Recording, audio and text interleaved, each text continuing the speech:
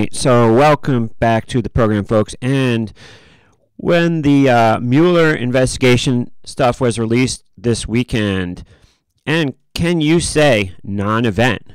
And I think the reason behind this is that if there was going to be more than a non-event, like some amazing thing that was that came to be shown to everybody, I think we would have seen some sort of leak or something as soon as the report was delivered. But the fact that the report was delivered and there was no immediate something happening kind of signaled to us that this was kind of a non-event.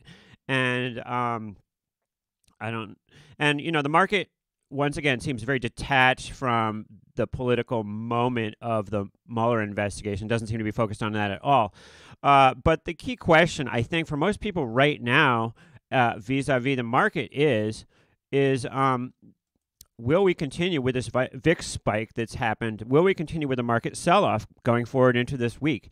And my immediate guess is that we will not, just because these VIX spikes usually end up being short-lived. Like, statistically speaking, they usually just fade right away. But once again, we'll have to see what ends up happening in the long run. Only time will tell. But if we look at it right now, it appears that the spike will fade. But we'll have to wait and see, like I said. You know, it's funny, I came out with that video over the weekend, and that was obviously recorded before Friday when we spiked. And it's, being a financial commentator, it can be difficult to look at your videos after the fact, because you kind of have to speak in a little bit of code, not to predict, well, this is definitely going to happen. And I've always been one to say that nobody knows what's going to happen. So, I come on Thursday saying, well, we might just kind of roll downward with volatility all summer and nothing might continue to happen. And then, of course, the next day we get the spike. So I was kind of like, well, should I release this video or not, a little bit? But, even with the spike, if you do listen to and parse my words, I said, if you're looking to get short, I would wait until there's a spike to initiate that position if you're not already short. And we have gotten a spike, and it's funny. I deposited some money into my account, and so I'm like, come on, stay up VIX until my money clears so that I can actually buy some put spreads when we're up here or higher. So I'm like, come on, VIX, stay up one more day till my money clears. Don't crash back down before I can sell something more. And that's kind of the feeling I have right now. Just to look quickly at the numbers, VIX up 33 cents at this moment, with E-minis down 350 and NASDAQ down 20. Now, we did kind of come off the lows last night. Let's take a look at the action overnight here in the NASDAQ futures, first of all. And we are we are kind of off the lows. You can see the lows if I get out of the way here around 3 in the morning for the NASDAQ futures. And if we go over to the E-minis, you will see a similar low around 3 in the morning. And we've kind of come off that low since then. You see some action, kind of whiplash action right on the open here. But the real question is do we stay at this level with the VIX, or do we go back down again, or do we spike a lot higher?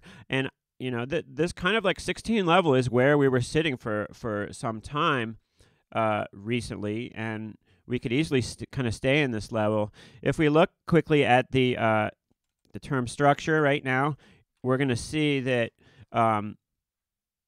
well, it's kind of backed off a little bit. We had the situation for a while earlier where the front month future was below spot, and which isn't really an inversion of, we didn't go into backwardation. There's definitely still a situation where we're in contango, where the front month future is lower than the second month future. However, much less than contango than last week. it's hard to tell on this chart because it scales, it automatically scales itself. If you put it as narrow, then it looks a lot less. But yeah, it automatically scales itself. So it looks, when you just look at that chart quickly, it looks like it hasn't changed. But if you actually dig down to the numbers here, contango number 1.72%, that's much lower than either the 4 to 6% mid last week or the 10% plus that we had coming into expiration of the February future, a little earlier last week. So, contango definitely has dropped off a lot. The VIX a lot higher than it was at one point last week. We were down flirting with, low 12s, and now we're back up 16, 17.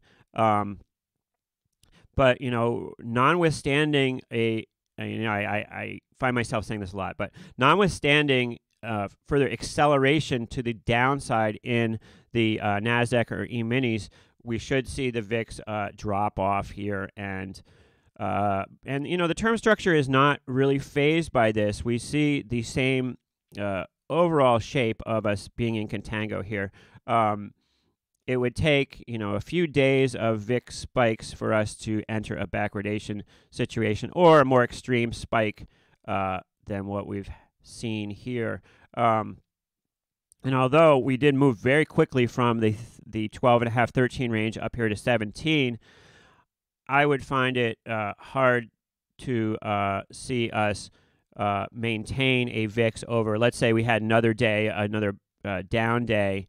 I would see it would be hard for me to see VIX maintain a level above, say, like 22 or something. So, kind of this 16, 17 area seems kind of like an average as of late for us for the VIX. And but I believe there is pressure as we come into the summer here for this to move lower if we don't get continuing sell-off. Now, if it all comes down, the VIX, of course, a derivative product, and it all comes down to what the major indices are doing. So let's go back to the E-mini chart for a second, and as we back this out, we can see that damage to the the technical structure is not really there right now. We've had some pullbacks, but we still have this chart that beautifully just is going straight up. And if we back it out further, it's just going to look more like that. There's a 3-year, and it really doesn't look like we are, in a recession or something from that chart there. As I'm speaking now, the VIX has firmed up to up almost a point, 17, flirting with 1750. UVXY up a point, a little over a point right now. And as I said, let's stay up here for another day or two till my funds clear so I can sell some more against this, because I'm confident that if not with us just staying around this area, that the term structure will stay in contango or will adjust itself to be more in contango. And it will be beneficial to be short UVXY / TVIX from this level. But we'll have to wait and see, of course. And there are definitely people who are bullish the VIX in this area. So, yeah, that was an experiment with a different kind of video making that you saw from me over the weekend.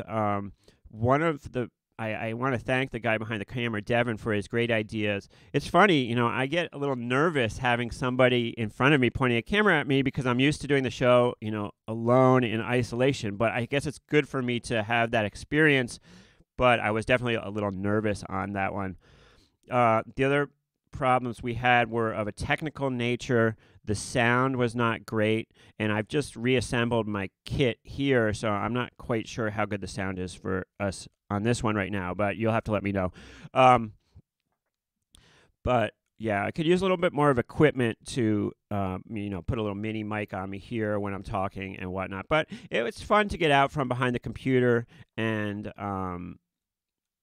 do something a little different. So we're going to continue to bring you different coverage like that.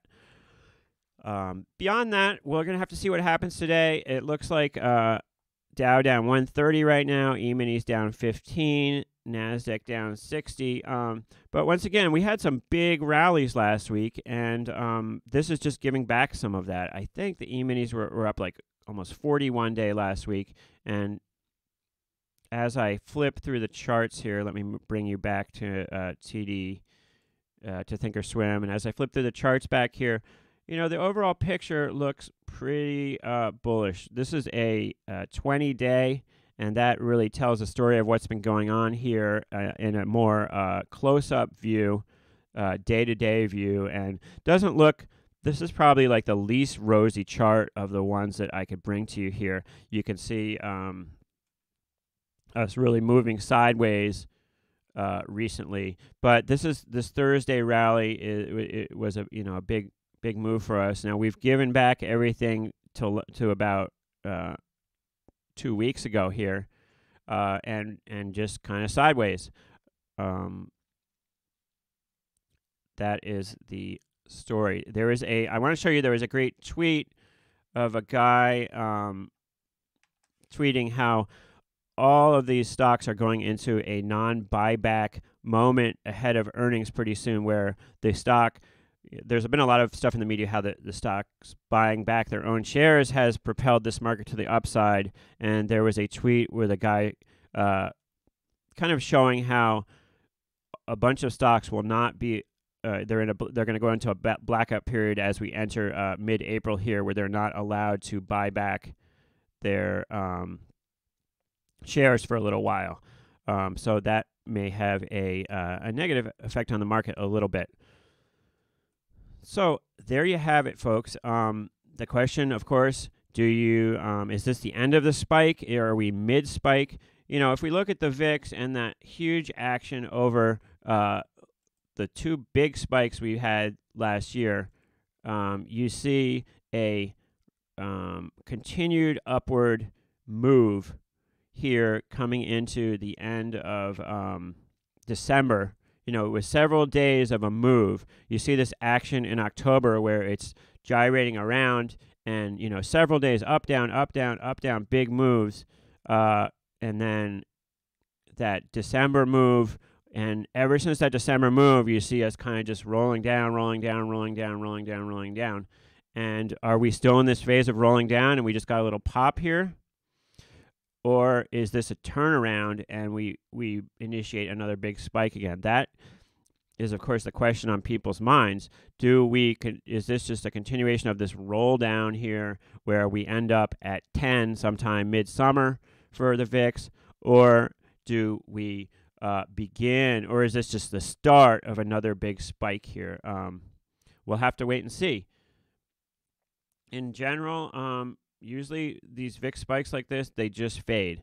But if you look at this choppy action at the end of last year, where people that would ride these to the long side did really well. I mean, there's a bunch of times where every time this thing got back to around about this level, really around 16, was a buying opportunity in the VIX. And you could have bought it here, boom. We could have bought it here, boom. Could have bought it here, boom, and boom, and then this huge boom here. Could we go back to that kind of choppy action, or is this just us rolling downhill and this is just a bump in the road? And, you know, it's really proven that you can't watch like cable news to tell you what to do here, because a lot of this stuff is not associated with any particular news story at all. But I can tell you one answer from this October choppy level is anybody could make money. You could have made money on the long side or the short side in this choppy area here. But if you're going to be a seller, you needed to wait for it to pop. And if you're going to be a buyer, you needed to wait for it to come off the highs. And I think that's really the lesson there with this. Pick your points, and you can make money either way. Now, shorting the VIX, you could short one of these ETPs, and if you're willing to wait long enough, it will be a winner. But better to choose your points at the right time so that you can be a winner a lot quicker. So This is David, and I still haven't changed the name of the channel, but I think that will be imminent. I appreciate everybody watching, and check me next time. Good trading for you folks. Please, VIX, just stay high. Go as high as you want for the next day or two until my money clears so that I can short you. That is my wish for the VIX right now. All right, so thanks for watching, folks, and we'll see you in the next one.